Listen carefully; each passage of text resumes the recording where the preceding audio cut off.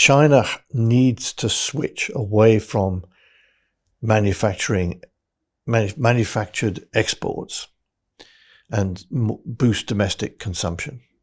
They need that, I think, in order to rebalance their own economy and to ensure that the population feels they're benefiting from the rapid growth of the Chinese economy. If all you're doing is producing more and more exports, or more and more building highways and buildings that go nowhere, you're not benefiting the standard of living of the Chinese people.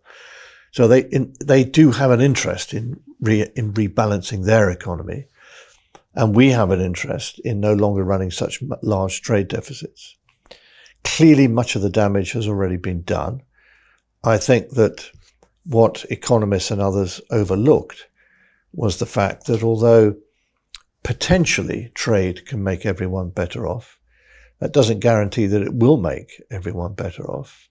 And we saw, particularly in the United States, communities which had been based on a particular industry just lose out. Those firms all close down. The community is disrupted. People are supposed to migrate to somewhere else.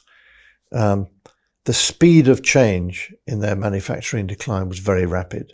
Yes. And in a sense, they were experiencing what we went through in the early 70s, early 80s, and again, to some extent, the early 90s. But we had the advantage that people lived closer together, so they didn't have to move, and you didn't see whole communities being abandoned.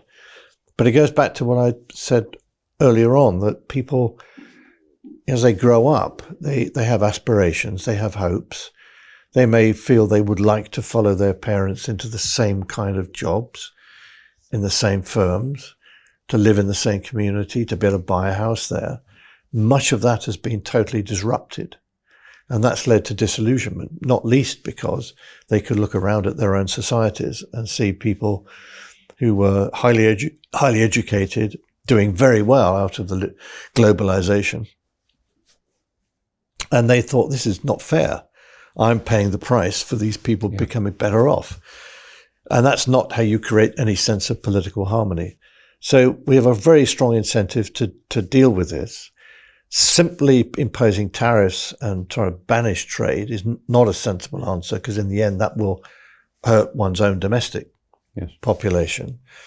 But finding a way through it does require, I think, re-establishing some networks at the geopolitical level that will recognize the problems that we all have and deal with it. So, if China realized that, they would face a much more hostile environment in the West unless they rebalance their economy, then if they were to do that, we would find it much less likely that we'd be running large trade deficits, which would lead to the further decline in manufacturers and other industries.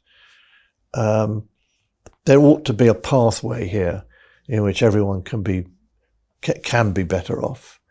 But to find it will require extraordinary political leadership. I don't think I'd rule out the Chinese being open to that. The problems, it's not straightforward. I think the previous Chinese regime, it would have been possible to have dealt with it.